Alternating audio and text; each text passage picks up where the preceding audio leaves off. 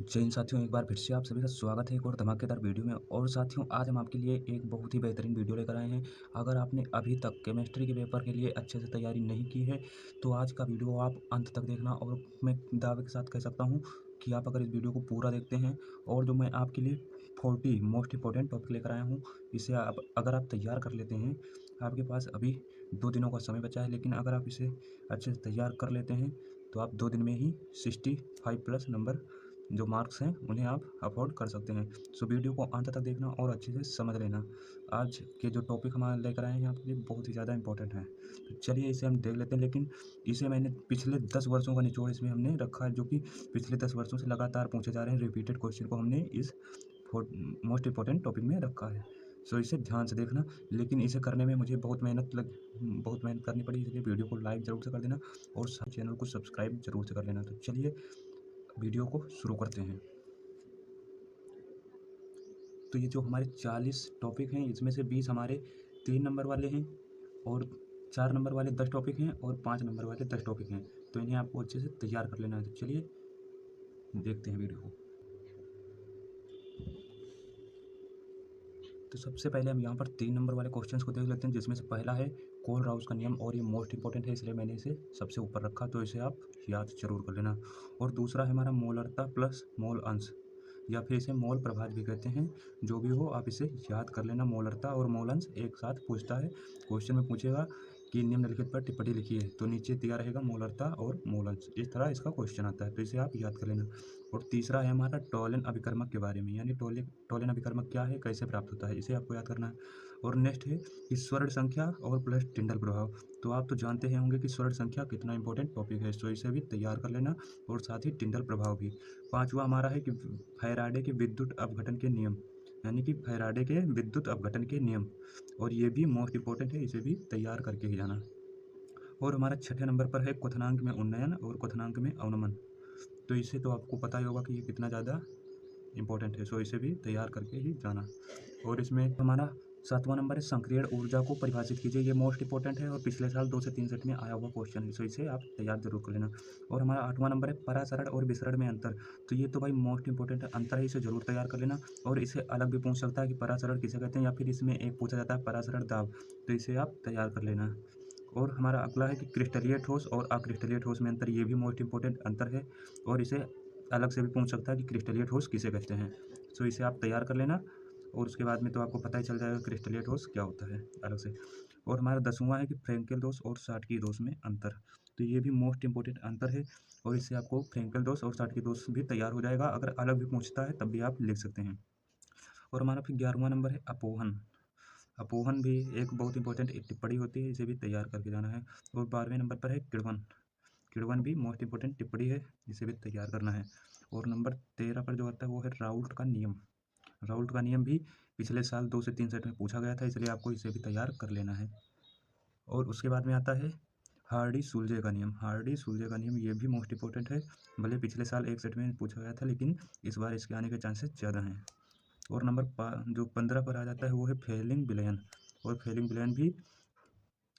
विलयन को आपको अच्छे से तैयार कर लेना है, ये भी मोस्ट इंपॉर्टेंट क्वेश्चन है। और फिर है हेनरी का नियम। और हेनरी का नियम तो भाई आपको पता होगा कितने ज़्यादा आवश्यक है, कितना ज़्यादा इंपॉर्टेंट है, सो इसे भी तैयार करके जाना है, ये बहुत ही महत्वपूर्ण क्वेश्चन है। उसके बाद में हमारा है ल्यूकास परीक्षण, और ये मोस्ट इंपॉर्टेंट है भाई, इसे तो 3 नंबर से 4 नंबर में भी पूछ सकता है कि ल्यूकास परीक्षण क्या है, इसके बारे में बताइए या इसके उदाहरण को समझाइए, ऐसा पूछ सकता है 4 नंबर में भी, इसे आप अच्छे से तैयार कर लेना। और नेक्स्ट है ग्लूकोज की संरचना या ग्लूकोज का संरचना सूत्र, इसे भी आपको तैयार करना है, ये तो कभी कभी 4 नंबर में पूछा जाता है और मोस्ट इंपॉर्टेंट क्वेश्चन है। चलिए अगले क्वेश्चन को देखते हैं। अगला हमारा तो 19 नंबर पर हमारा जो है वो है ब्राउनी गति प्लस स्कंदन, और ये दोनों महत्वपूर्ण टिप्पणियाँ हैं भाई, इसे तो आपको तैयार करके ही जाना है, तो इसे आप छोड़ना मत, गलती से बिल्कुल भी आप इसे इग्नोर मत करना, अच्छे से तैयार कर लेना। और जो जितनी टिप्पणियाँ हैं इसमें महत्वपूर्ण, ब्राउनी गति, स्कंदन हो गया, इस तरह की जो अपोहन हो गया, इस तरह की जो इंपॉर्टेंट टिप्पणियाँ हैं स्वर्ण संख्या, उसे मैंने बहुत ही आसान शब्दों में समझाया है। उस वीडियो का लिंक मैंने डिस्क्रिप्शन में दे दिया है, आप वहाँ से जाकर देख सकते हैं। और नंबर 20 पर जो आता है वो मोस्ट इंपॉर्टेंट है, और वो है न्यूक्लिक अम्ल क्या है। भाई न्यूक्लिक अम्ल तो अगले साल लगभग 2 से 3 सेट में पूछा गया था। अगर इस बार भी 6 सेट बनते हैं तो 6 में 2-3 सेट में तो कन्फर्म है पूछा ही जाएगा। सो इसे आप तैयार कर लेना। चलिए अब हम 4 नंबर वाले क्वेश्चंस को देख लेते हैं। और 3 नंबर वाले में आपको इसके अलावा नॉर्मलता, तुल्यांकी चालकता और विशिष्ट चालकता भी 3 टॉपिक ऐसे हैं जिन्हें आपको देखकर जाना है, क्योंकि ये भी मोस्ट इंपॉर्टेंट है। इन्हें मैंने इस सीरीज में लिखा नहीं, लेकिन मोस्ट इंपॉर्टेंट है। तो चलिए अब हम 4 नंबर वाले क्वेश्चन की सीरीज को भी देख लेते हैं। इनकी संख्या 10 है। हमने इसमें 10 क्वेश्चन लिए हैं और ये मोस्ट इंपॉर्टेंट। तो पहला हमारा प्रथम कोटि की अभिक्रिया के लिए वेग स्थिरांक का व्यंजक। भाई इसे तो आप गांठ बांध कर रख लीजिए कि ये बिल्कुल कन्फर्म है कि आएगा। अगर 6 सेट बनते हैं तो 6 में, तो 4 से 5 सेट में तो ये ज़रूर आएगा। और इसके ऊपर न्यूमेरिकल भी पूछता है, तो इसे आप अच्छे से तैयार कर लेना। दूसरा है हमारा कि शून्य कोटि के लिए वेग स्थिरांक का व्यंजक। ये भी भाई जितना ऊपर वाला इंपॉर्टेंट है उतना ही ये भी इंपॉर्टेंट है, इसे भी आप तैयार जरूर कर लेना। तो तीसरा हमारा है लिगेंड क्या है। इसे मैंने लिगेंड को इसीलिए हाईलाइट कर रखा क्योंकि ये बहुत ही इंपॉर्टेंट है, इसे आप जरूर तैयार कर लेना। लिगेंड क्या है इसके बारे में उदाहरण सहित समझाइए, इसका उदाहरण भी आपको साथ में तैयार कर लेना है। चौथा है हमारा उपसह संयोजन यौगिकों के वर्नर सिद्धांत की व्याख्या कीजिए। यानी कि ये वाला जो क्वेश्चन है ये पिछले साल भी 2 से 3 सेट में आया हुआ क्वेश्चन है, सो इसे आप तैयार जरूर कर लेना। चलिए आगे देख लेते हैं। और फिर इसमें है 5वां नंबर, परासरण दाब को परिभाषित कीजिए तथा मोलर द्रव्यमान के साथ संबंध स्थापित कीजिए। और ये 4 नंबर में तो लगभग हर साल पूछा जाता है, इसीलिए आप अच्छे से तैयार जरूर कर लेना। और नेक्स्ट है हमारा, इस संचायक बैटरी किसे कहते हैं, इसकी क्रियाविधि को और उपयोगिता को समझाना है। तो भाई संचायक बैटरी भी मोस्ट इंपॉर्टेंट क्वेश्चन है, इसे आपको देख कर ही जाना है। चलिए नेक्स्ट को देख लेते हैं। तो अगला है हमारा यौगिकों का IUPAC नामकरण।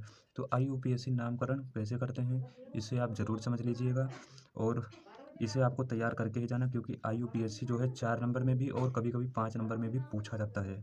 IUPAC नाम कैसे लिखते हैं, तो आप इसे तैयार जरूर कर लेना।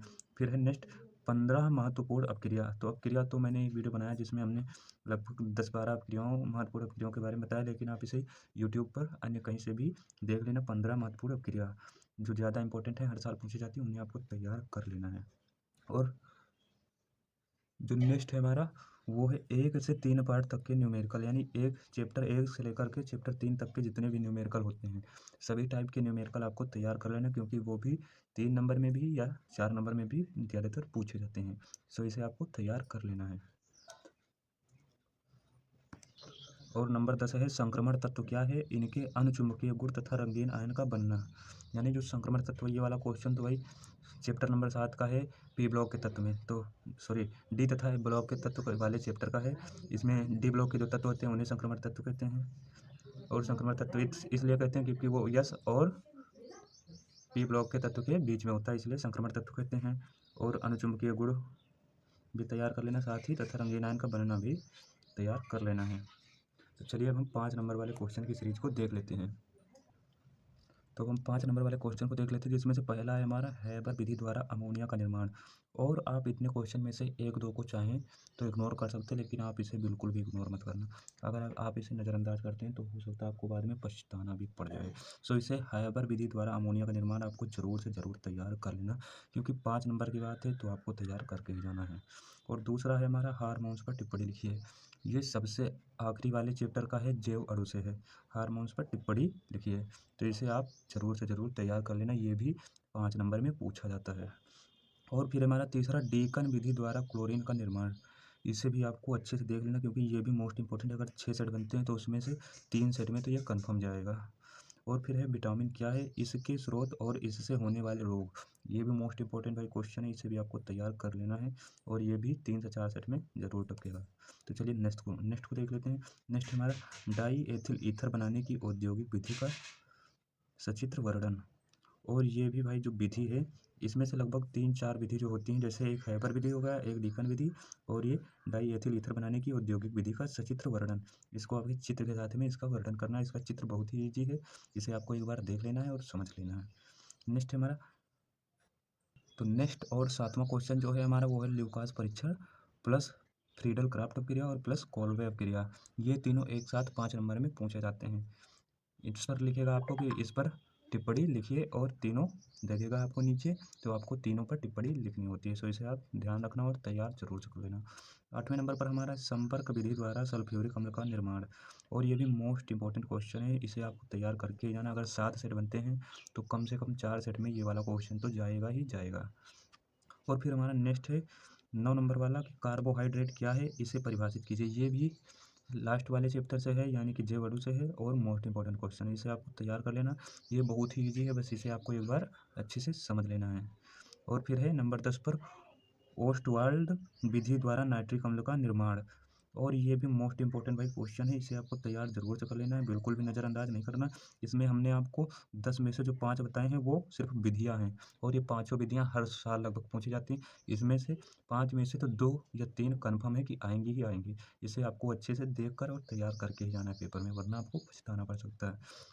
सो वीडियो को अपने दोस्तों के साथ शेयर कर देना ताकि उनको भी हेल्प मिल सके, और साथ ही साथ से यही कामना कि सभी का केमिस्ट्री का पेपर भी बिल्कुल हिंदी की तरह बहुत अच्छा जाए, और सभी इसे बहुत अच्छे से तैयार करके जाना। और गारंटी है कि अगर आप इतना तैयार कर लेते हैं, ये 40 टॉपिक अभी आपके पास 2 दिन का समय है, अगर आप इसे तैयार कर लेते हैं 40 टॉपिक को, तो आपका तो कन्फर्म है कि 70 में से 65 प्लस आने की संभावना ज़रूर रहेगी, क्योंकि ये 10 सालों से रिपीटेड क्वेश्चन है, हर साल पूछे जाते हैं, इसलिए आप तैयार करके ही जाना। और मैंने ये वीडियो बनाने में बहुत ही मेहनत की है, इससे बहुत ही मेहनत से ये सारे क्वेश्चन खोजें, तो वीडियो को लाइक ज़रूर से कर देना, साथ ही चैनल को सब्सक्राइब भी कर लेना। तो चलिए मिलते हैं नेक्स्ट वीडियो में, तब तक के लिए जय हिंद।